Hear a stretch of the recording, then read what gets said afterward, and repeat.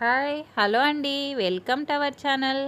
ఈ వీడియోలో నేను రవ్వ లడ్డు ఎలా ప్రిపేర్ చేసుకోవాలో చూపించబోతున్నానండి. ముందుగా నేను ఈ రవ్వ లడ్డుకి కావాల్సిన ఇంగ్రీడియంట్స్ మొత్తం చూపించబోతున్నాను చూడండి. ముందుగా మన ఇంట్లో ఉండే డ్రై ఫ్రూట్స్ తీసుకోవాలండి. నేనైతే బాదం, కాజు, కిస్మిస్, వాటర్ మిలన్ సీడ్స్ తీసుకున్నాను. తర్వాత ఎండు కొబ్బరిని ఇలా తురిమి పక్కన పెట్టుకున్నాను. మనము ఇంట్లోనే ప్రిపేర్ చేసుకున్న నెయ్యి 1 కప్పు తీసుకున్నాను. తర్వాత బొంబాయి రవ్వ, షుగరు ఈక్వల్ క్వాంటిటీలో తీసుకోవాలండి. నేనైతే ఒక 2 కప్స్ రవ్వ తీసుకున్నాను. ఇంకో 2 కప్స్ షుగర్ కూడా తీసుకొని ఇలా మిక్సీ జార్లోకి తీసుకొని అందులో ఇలాచీలు కూడా యాడ్ చేసుకొని మెత్తని పౌడర్ లాగా చేసి పక్కన పెట్టుకోవాలి. తర్వాత గ్యాస్ పైన ఒక కడాయి పెట్టుకొని అది హీట్ అయిన తర్వాత మనం ముందుగా తీసుకున్న నెయ్యి యాడ్ చేసి అది మొత్తం బాగా కరిగేంత వరకు వేడి చేసుకోవాలండి.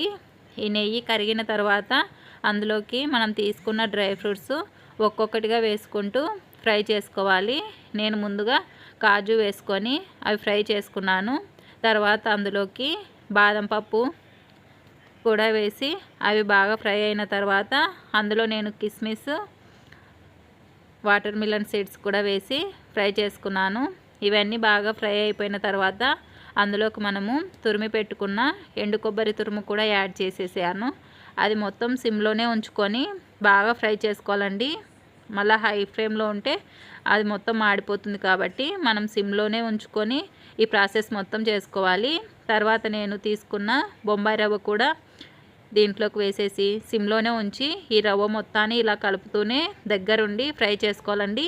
ఈ రవ్వ ఎంత బాగా ఫ్రై చేసుకుంటే లడ్డూలు అంత టేస్టీగా ఉంటాయి. ఇలా ఫ్రై చేసుకున్న తర్వాత అందులో మనము ముందుగానే గ్రైండ్ చేసి పక్కన పెట్టుకున్నాం కదండి షుగర్ పౌడరు, అది ఈ రవ్వలోకి యాడ్ చేసేసి ఈ రవ్వ ఆ షుగర్ పౌడర్ మొత్తం బాగా మిక్స్ అయ్యేంత వరకు బాగా కలుపుకోవాలి. ఇలాగా కలుపుకున్న తర్వాత మనము గ్యాస్ బంద్ చేసేసి ఇలా బాగా రవ్వ మొత్తాన్ని ఇలా బాగా కలుపుకోవాలండి. తర్వాత నేను కాచి చల్లార్చిన మిల్క్ 1 కప్పు తీసుకున్నాను. తీసుకొని అది మొత్తం బాగా రవ్వలో మిక్స్ అయ్యేంత వరకు ఇలా గట్టెతో తిప్పుకొని ఒక 5 మినిట్స్ పక్కన పెట్టుకోవాలండి. ఎందుకంటే ఆ రవ్వ మొత్తం ఈ పాలతో మిక్స్ అయిపోయి బాగా నాని ఇలా ఉండలుగా అవుతుంది. చూడండి, మనకు కావాల్సినంత సైజులో ఇలా రవ్వ లడ్డు ప్రిపేర్ చేసుకోవాలండి. చాలా టేస్టీగా, చాలా ఎమ్మీగా ఉంది చూడండి.